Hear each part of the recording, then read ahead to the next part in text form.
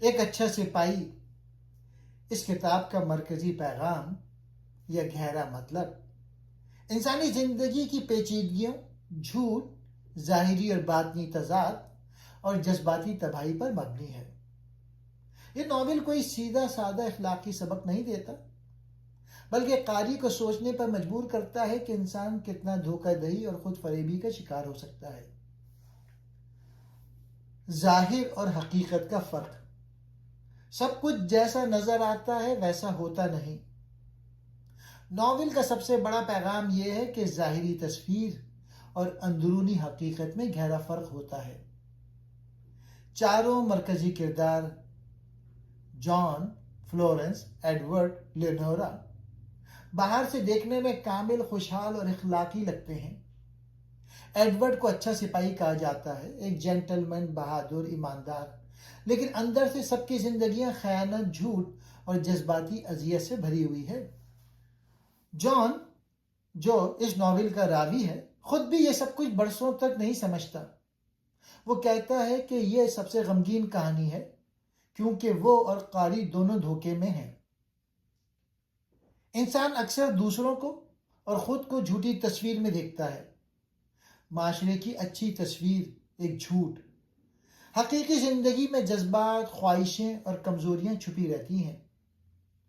یہ ناول 20ویں صدی کے شروع میں یورپی امریکی اعلیٰ طبقے کی منافقت کو بے نقاب کرتا ہے۔ شادی کی تباہی اور خیانت کا زہر۔ ناول کا مرکزی تھیم شادی اور خیانت ہے۔ شادی کو معاشرہ مقدس مانتا ہے، لیکن یہاں یہ ایک جیل بن جاتی ہے۔ فلورنس کی شادی جان سے محض ایک ڈھونگ ہے۔ لیونورا ایڈورڈ سے شدید محبت کرتی ہے، مگر اس کی خیانتوں کو برداشت کرتی رہتی ہے کیونکہ طلاق کو گناہ سمجھتی ہے۔ ایڈورڈ اچھا لگتا ہے مگر عورتوں کے لیے کمزور ہے اور بار بار خیانت کرتا ہے۔ ناول کا سب سے طاقتور پیغام یہ ہے کہ ظاہری شرافت اکثر سب سے بڑا دھوکہ ہوتی ہے۔ ایڈورڈ کو سب لوگ ایک مثالی انسان اور اچھا سپاہی سمجھتے ہیں۔ وہ ایماندار، مہربان اور اصول پسند دکھائی دیتا ہے، مگر حقیقت میں وہ اخلاقی کمزوریوں کا شکار ہے اور بار بار ناجائز تعلقات قائم کرتا ہے۔ یہ ناول قاری کو خبردار کرتا ہے کہ نیکی کا دعویٰ نیکی نہیں ہوتا۔ اخلاقیات صرف نیت کا نام نہیں بلکہ عمل اور ذمہ داری کا تقاضا کرتی ہیں۔ اس ناول کا دوسرا مرکزی پیغام خود فریبی ہے، جس کی بہترین مثال جان ہے۔ جان خود کو معصوم، ایماندار اور بے ضرر انسان سمجھتا ہے، مگر در حقیقت وہ سچ جاننے سے مسلسل گریز کرتا ہے۔ مصنف کے نزدیک جان کی لا علمی معصومیت نہیں بلکہ ایک قسم کی اخلاقی بزدلی ہے۔ وہ اپنی بیوی کی حقیقت کو دیکھ سکتا تھا، مگر اس نے آنکھیں بند رکھی تاکہ اس کی پرسکون دنیا قائم رہے۔ ناول یہ پیغام دیتا ہے کہ سچ سے فرار وقتی سکون تو دیتا ہے مگر انجام تباہ کن ہوتا ہے۔ لا علمی بعض اوقات خود ایک جرم بن جاتی ہے۔ یہ جدید انسان کا المیہ ہے کہ وہ حقیقت کو جاننے کے باوجود اسے ماننے کی ہمت نہیں رکھتا۔ محبت اور اخلاقی تضاد۔ دی گڈ سولجر کا ایک نہایت اہم پیغام محبت اور اخلاقیات کے درمیان کشمکش سے متعلق ہے۔ ایڈورڈ اپنے تعلقات کو محبت کا نام دیتا ہے اور خود کو نیک نیت سمجھتا ہے۔ وہ یہ مانتا ہے کہ چونکہ اس کا ارادہ کسی کو نقصان پہنچانے کا نہیں تھا، اس لیے وہ قصوروار نہیں۔ مصنف اس سوچ کو سختی سے رد کرتا ہے۔ ناول کا پیغام واضح ہے کہ محبت اگر ذمہ داری سے خالی ہو تو تباہ کن بن جاتی ہے۔ صرف نیت کی پاکیزگی کافی نہیں، نتائج کی ذمہ داری بھی ضروری ہے۔ اخلاقی زوال اور جدید انسان۔ ناول کا مجموعی پیغام جدید یورپی معاشرے کے اخلاقی زوال سے جڑا ہوا ہے۔ پہلی جنگ عظیم سے قبل کا یہ معاشرہ بظاہر مہذب اور منظم تھا، مگر اندر سے کھوکھلا ہو چکا تھا۔ مصنف اس ناول کے ذریعے یہ پیغام دیتا ہے کہ تہذیب اگر اخلاقی سچائی سے خالی ہو تو صرف ایک نقاب رہ جاتی ہے۔ جدید انسان سہولت اور خواہش کو اخلاقی اصولوں پر ترجیح دیتا ہے۔ ایڈورڈ کی خودکشی اور نینسی کی ذہنی تباہی اس زوال کی آخری علامتیں ہیں۔ ناول کے اختتام پر قاری یہ سوال کرنے پہ مجبور ہو جاتا ہے کہ آخر اچھا انسان کون ہے؟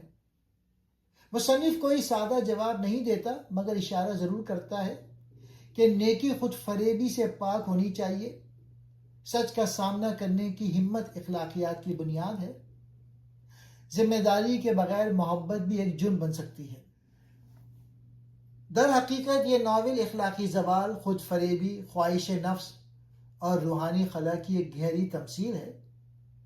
اسلامی نقطۂ نظر سے دیکھا جائے تو یہ ناول انسان کو ایمان، تقوی، صداقت، نکاح کی حرمت اور نفس کی تربیت جیسے بنیادی اصولوں کی طرف متوجہ کرتا ہے، وہ اصول جن کی عدم موجودگی کرداروں کی تباہی کا سبب بنتی ہے۔ ہمارے پاکستانی معاشرے میں بھی کئی افراد بظاہر نہایت شریف، نمازی یا سماجی طور پہ باوقار نظر آتے ہیں، مگر پس پردہ دھوری زندگی گزارتے ہیں۔ ایڈورڈ ایسے ہی طبقے کی علامت ہے جو عزت دار کہلاتا ہے مگر کردار میں کمزور ہے۔ ایک اچھا سپاہی، یہ ایک مشہور ناول ہے جو 1915 میں شائع ہوا۔ یہ ناول دو جوڑوں کی زندگیوں، دھوکہ دہی، خیانت اور جذباتی تباہی کی غم انگیز داستان ہے۔ کہانی کا آغاز مشہور جملے سے ہوتا ہے، یہ سب سے غمگین کہانی ہے جو میں نے کبھی سنی۔ راوی جان ایک امریکی ہے جو اپنی بیوی فلورنس کے ساتھ یورپ میں رہتا ہے۔ فلورنس کو دل کی بیماری ہے، یا کم از کم اس عورت نے ایسا دعویٰ کیا ہے، اس لیے وہ ہر سال گرمیوں میں جرمنی جاتے ہیں علاج کے لیے۔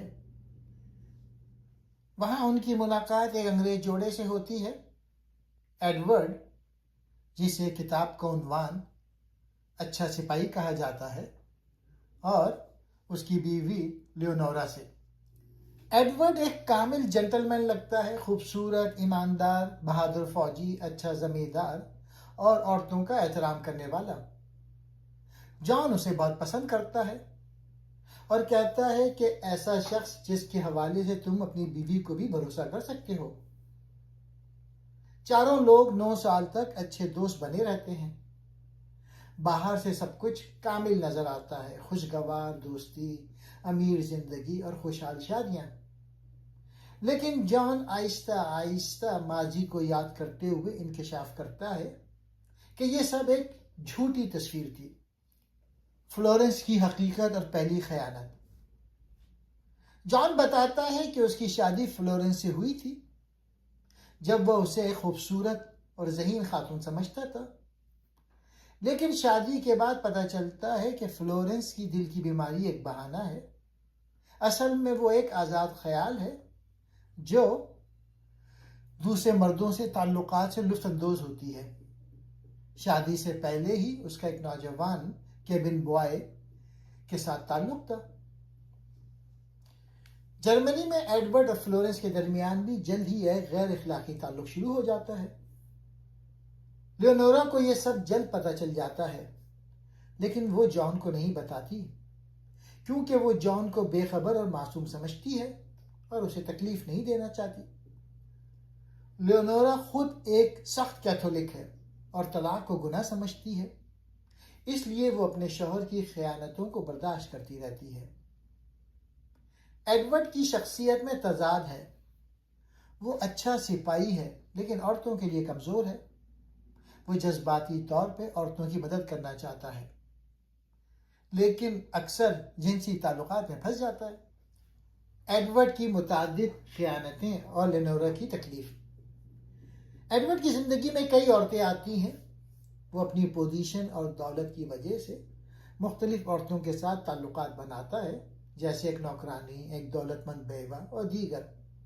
ہر بار لیونورا کو پتہ چلتا ہے، وہ پیسے دے کر معاملہ ختم کرتی ہے تاکہ اسکینڈل نہ ہو۔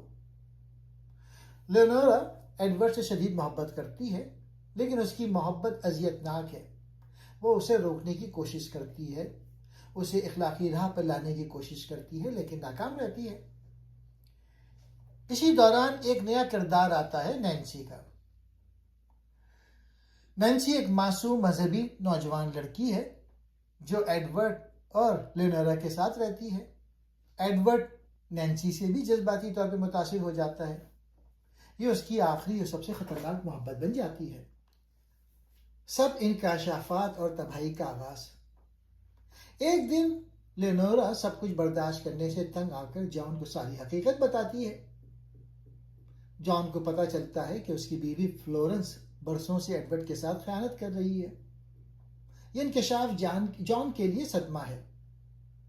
فلورنس جب اسے پتہ چلتا ہے کہ یہ سب کچھ بے نقاب ہو گیا ہے خودکشی کر لیتی ہے زہر کھا کے. ایڈورڈ اب نینسی سے محبت میں پڑ جاتا ہے. نینسی بھی ایڈورڈ سے محبت کرنے لگتی ہے لیکن وہ مذہبی اور معصوم ہے. لیونورا جو اب تھک چکی ہے نینسی کو بچانے کے لیے ایڈورڈ کو مجبور کرتی ہے کہ وہ نینسی سے شادی کر لے یا معاملہ ختم کرے. لیکن ایڈورڈ جذباتی بحران میں ہے.